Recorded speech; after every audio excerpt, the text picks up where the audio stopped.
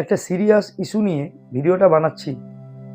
আমরা সবাই জানি যে দুদিন আগে গায়িকা দেবলীনা নন্দী ঘুমের ওষুধ খেয়ে আত্মহত্যার চেষ্টা করেন এবং তারপরেই মেসেজ পাই ওনার বন্ধু সায়কবাবু, তিনি সোশ্যাল মিডিয়া পোস্ট করেন যে দেবলীনা দেবী এখন আউট অফ ডেঞ্জার। তা দুটো খবরই আমাদের প্রথমে টেনশন দিয়েছিল, তারপরে স্বস্তিও দিয়েছে। এই অবধি ব্যাপারটা ঠিক ছিল, কোনো অসুবিধে নেই। একজন মানুষ বিভিন্ন রকম চাপ সহ্য না করতে পেরে সুইসাইডিয়াল অ্যাটেম্প্ট করতে পারেন, সেটা তার নিজস্ব ব্যক্তিগত ব্যাপার। এবং তিনি ডাক্তারদের সহযোগিতায়, ওষুধ, মেডিকেল সায়েন্সের সহযোগিতায় সশরীরে তিনি ভালো আছেন, সশরীরে বাড়ি ফিরে আসতে পারছেন, এটাও একটা ঠিকঠাক খবর। কিন্তু তারপর থেকে আর মোটামুটি সোশ্যাল মিডিয়া খোলা যাচ্ছে না, স্পেসিফিক্যালি ফেসবুক। এরকম তো হওয়ার কথা না। এখন মার্কেটে প্রচুর খবর, প্রচুর খবরে খবরে ছয়লা। বাংলাদেশের মুস্তাফিজুর রহমানকে আইপিএল থেকে লাথি মেরে তাড়ানো হয়েছে। তারপরে ভেনেজুয়েলার প্রেসিডেন্ট সস্ত্রীক গ্রেপ্তার হয়েছে ডোনাল্ড ট্রাম্পের সেনার হাতে। মার্কেটে এখন নিউজে ছয়লা, কিন্তু কিচ্ছু পাওয়া যাচ্ছে না। ফেসবুক খুললেই খালি দেবলীনা নন্দী কেন আত্মহত্যা করলো, দেবলীনা নন্দী কেন মরে যায়নি, দেবলীনা নন্দী কেন বেঁচে ফিরে এলো, দেবলীনা নন্দীর বর খারাপ, হ্যান ত্যান, এ টু জেড খালি দেবলীনা নন্দী। কেন ভাই, কি কারণ? একটা এই মুহূর্তে ভারতবর্ষে, গোটা ভারতবর্ষের যত মানুষ না খেতে পেয়ে মরে যাচ্ছে, তাদের নিয়ে কজন ভাবি আমরা? আর সব থেকে বড় কথা, এই ভিডিওটা বানানোর মেইন যে কারণ, সেটা হচ্ছে সবটুকু ঠিক ছিল, কিন্তু হঠাৎ করে আজকে দেখলাম ওনার দিদি প্রেসের সামনে, মিডিয়ার সামনে এসে বক্তব্য রাখছেন যে দেবলীনা দেবী ৭৮খানা ঘুমের ওষুধ খেয়েছিলেন, স্পেসিফিক্যালি 78।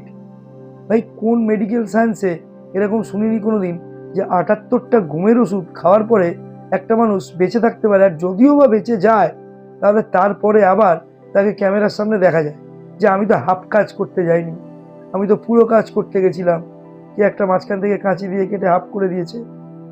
সব কিছু দেখার পর তো মনে হচ্ছে যে ম্যাডাম, আপনি ঘুমের ওষুধ খেতে যাননি, আপনি তো ফুটেজ খেতে গেছিলেন। একদম সিম্পল, এটা বোঝার জন্য কোনো পিএইচডি করাই লাগে না। ৭৮খানা ঘুমের ওষুধ আপনি খেয়েছেন। আপনার দিদি বলছে যে তার প্রেসক্রিপশান আছে ওনার কাছে, দেখাতে পারবেন সোশ্যাল মিডিয়াতে ডাক্তারের প্রেসক্রিপশান যে আপনি ৭৮খানা ঘুমের ওষুধ খেয়েছেন? সে ডাক্তারের চাকরি চলে যাবে। এসব সম্ভব? সোশ্যাল মিডিয়াতে এই ধরনের ফেক নিউজ কেন ছড়াচ্ছেন? শুধুমাত্র একটুখানি পাবলিসিটির জন্য এরকম কেন করেন আপনারা? আপনি জানেন যে একটা মা, শ্বশুরবাড়ি সব কিছুকে টেনে সুইসাইডিয়াল অ্যাটেম্প্ট, এটা একটা সমাজের জন্য কতটা দৃষ্টিকটু, কতটা ক্ষতিকর, ভবিষ্যৎ প্রজন্মের জন্য এটা কতটা অ্যালার্মিং, এটা ভাবেন একবারও? আপনারও তো বাচ্চা কাচ্চা হবে, সে কখনো জানবে যে আমার মা কোনো এক সময়, ওয়ান্স আপন এ টাইম, আমার মা সুইসাইড করতে গেছিল? কীভাবে না, ৭৮টা ঘুমের বড়ি খেয়ে। শুনে সেও তো হেসে দেবে, তোর মা, তুমি যা ঢপ দাও না, ৭৮টা ঘুমের বড়ি তুমি খেয়েছিলে? এরকম হয়? দেখুন, এই ধরনের ঢপ দেওয়ার অধিকার একমাত্র একজনের আছে, সে হচ্ছে টেনিদা। এছাড়া এই ধরনের ঢপ দেবেন না। যে ধরনের ঢপ দিলে মানুষ খাপ পঞ্চায়েত বসাবে, মানুষ বুঝতে পেরে যাবে যে আপনি ঢপ দিচ্ছেন, এরকম ঢপ কাইন্ডলি দেবেন না। আর দেবলীনা দেবীকে বলবো, আপনি সুস্থ হয়ে বাড়ি ফিরে আসুন, আবার স্টেজে উঠুন, গানে মন দিন। এইসব পাবলিসিটি, নেগেটিভ পাবলিসিটি, এইসবের মধ্যে জড়াতে গিয়ে ফেঁসে যাবেন না কাইন্ডলি। আপনি বোধহয় নিজেও বুঝতে পারছেন যে এই মুহূর্তে সোশ্যাল মিডিয়া খুললে আপনার সম্বন্ধে সহানুভূতি, বা আপনি যেটা করেছেন সেটা যে খারাপ কাজ, এর থেকে বেশি আপনাকে গালি দেওয়ার পোস্ট দেখা যাচ্ছে।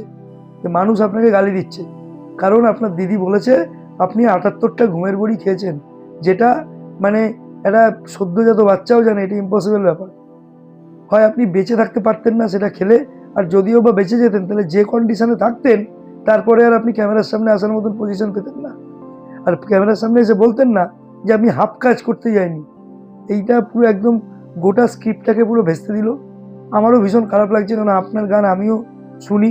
তবে এই জিনিসটা আপনি যেটা করলেন, আমি জানি না আপনার গান শুনতে পারবো কিনা, কারণ আপনার গান শুনতে গেলেই আমার ৭৮টা ঘুমের বড়ি, টেনিদা সব ঘেঁচেই যাবে, মাথা ফাথা আমার হ্যাং করে যাবে, মদ না খেয়ে মাতালের মতন। তো যাই হোক, আপনি সুস্থ হয়ে বাড়ি ফিরে আসুন, এটাই চাইবো। আর ভবিষ্যতে এই ধরনের পদক্ষেপ আশা করি নেবেন না। প্রত্যেকটা মানুষের জীবনে এই চাপ থাকে, ৭৮টা অ্যাটলিস্ট খাবেন না প্লিজ। আমরাও চাপে পড়ে যাচ্ছি, মেডিকেল সায়েন্সের সত্যতা নিয়ে প্রশ্ন উঠে যাচ্ছে আর কি। যাই হোক, তাই এরপরে এই ধরনের স্টেপ নেবেন না প্লিজ। প্রচণ্ড দ্বিধাদ্বন্দ্বে পড়ে যায় মানুষ। আর আপনি ভালো থাকুন, গানে থাকুন, সকলকে নিয়ে থাকুন, এই কামনাই করি। আর সবাইকে জানাচ্ছি ভিডিও ভালো লাগলে অবশ্যই একটা লাইক করবেন আর সবার মধ্যে এটা শেয়ার করবেন। আমার চ্যানেল সাবস্ক্রাইব করে অবশ্যই আমার পাশে থাকবেন। সবাই ভালো থাকবেন। Thank you.